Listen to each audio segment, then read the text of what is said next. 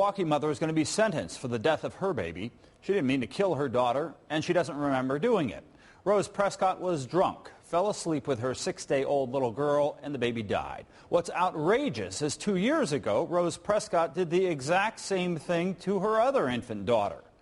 Her case and others recently have raised grave concerns about parents co-sleeping with their kids, or bed sharing, as it's more accurately called. But are those concerns justified, or are good parents being given a bad rap? Julie Tashoni, Austin, Haley, Emma, has her hands full. Faith, Ethan, Sophie. In her backyard in Brookfield.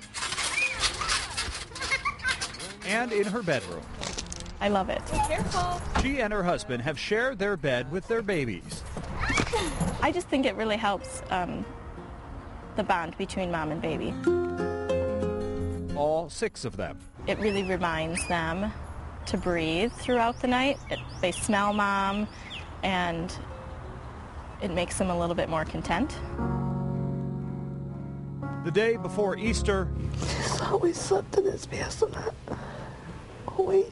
Tabitha Narlock-Hull had to go to work early. You know, we would do anything to go back to that day. Her boyfriend brought their 4-month-old baby Joey into bed to bottle feed him. You know, Jordan rocked him to sleep, and then Jordan fell asleep. So when Jordan woke up, little Joey was face down in the pillow. My sister's fiance runs out the back of my job and screams that I have to go home because Joey's not breathing. It's just a innocent mistake. 2 faces, 2 stories, 2 sides to something that has put parents in the middle of a political battle over what's best for baby. Bed sharing is dangerous. There's no secret where the city of Milwaukee stands. We think it's clear. We don't think that there is any debate. We don't think there is a quote-unquote safe way to share a bed with your baby. And one way the city is spreading the word about its Safe Sleep campaign is with this powerful picture. The headboard of the bed is actually a tombstone, and it says, for too many babies, this was their final resting place. The tombstone in Milwaukee I find to be completely offensive. Jim McKenna is one of the nation's leading academic experts on bed sharing. Because it implies, obviously, that if you're a good parent, you would never bed share with your baby. And Milwaukee is not alone with this kind of message. The American Academy of Pediatrics strongly discourages it, recommending infants not bed share during sleep. And the state of Indiana hit the airwaves with this. There are my 2 girls, looking so cute. Oh, come on now. Shelby. I'm with Peanut. Wake up, baby. See Daddy. Peanut. See Daddy. Wake up, baby. Shelby? What? Shelby. What?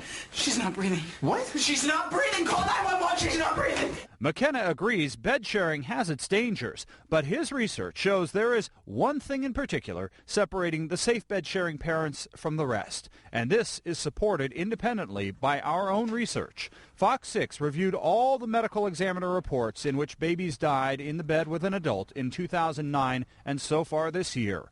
One factor was evident in every single case. Which do you think it was? The adult had been drinking, there were other children in the bed, the baby was formula fed, or the adult and baby were sleeping on a sofa?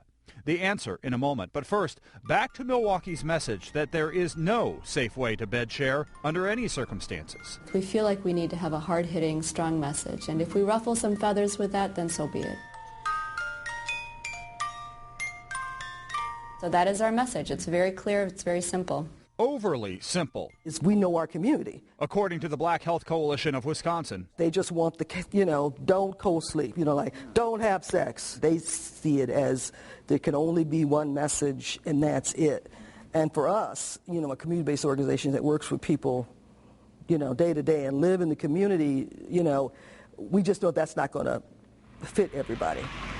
Which brings up a very touchy issue around the bed sharing debate. Socioeconomic status. Is it a problem primarily in poor communities? The city of Milwaukee certainly doesn't see it that way. I really don't think that this is a problem of any specific cultural group. And I guess I don't feel it's the place of the health department to distinguish between different types of people, different groups of people. But the medical examiner reports for Milwaukee County reveal an undeniable trend. The vast majority of the cases are African-American babies living in what the Black Health Coalition calls chaotic homes. Yes, there's an enormous socioeconomic component.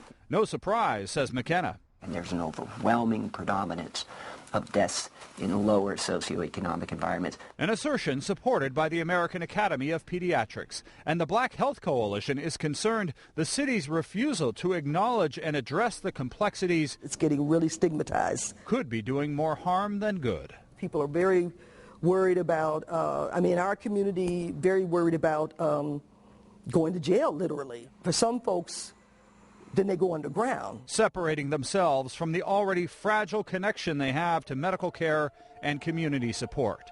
And while most bed-sharing deaths are not prosecuted in Wisconsin, that may change. We can ask that laws be passed. The County Medical Examiner's Office is part of a statewide child death review project, gathering data to determine what's really behind each baby's death, which could lead to bed sharing becoming illegal. Public service campaigns are traditionally not as effective as things like passages of laws that result in prosecutions. While they disagree on whether bed sharing can be done safely, the Medical Examiner's Office, the City of Milwaukee, Dr. McKenna, the American Academy of Pediatrics, the Black Health Coalition, just about everyone agrees there are circumstances that aggravate the risk.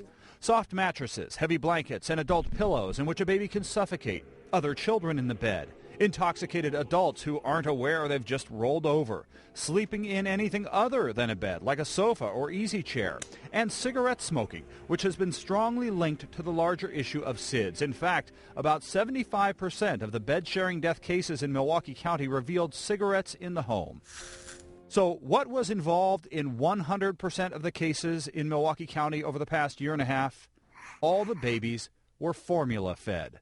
Dr. McKenna predicted it. There is a whole behavioral and physical reconnection between the mother and baby when breastfeeding is occurring that just does not show up when the mother and baby are bottle feeding. His research shows breastfeeding vitally affects both sleep patterns. The mothers wake up more frequently. They're more sensitive to where the baby is. And sleep position. The baby is typically universally placed under the mother's arm at mid-chest level, so the baby gets to and fro the breast, etc., in the middle of the night. When bottle feeding is occurring, the baby's put higher up on the bed near the pillows. The baby orients to and fro all over the bed, crawls around much more when they get to be like 4 or 5. Whereas when the 4 or 5-month-old baby that's breastfeeding is sleeping with the mother, there's only one direction that baby looks, and there's only one object to which that baby wants to move, and that's to its mother. In fact, Dr. McKenna is so convinced breastfeeding is the key to safe bed sharing, he would never recommend a parent bed share without it.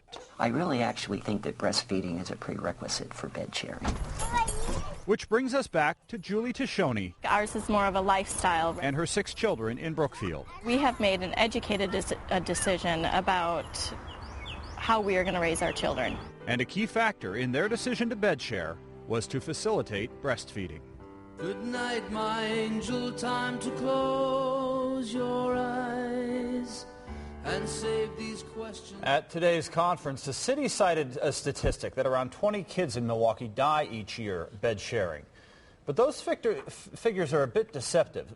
Just because a baby dies in bed with an adult doesn't mean that was the reason the baby died. We found cases that were reported as bed sharing deaths, both by officials and by those of us in the media, but that once the autopsy was done, it turned out to be actually SIDS, and there was no direct connection to the baby's death being caused by being in bed with an adult.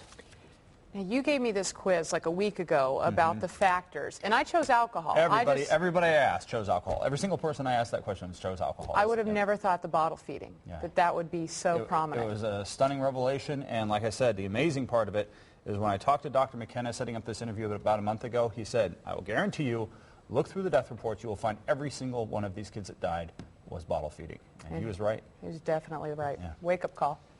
Well, first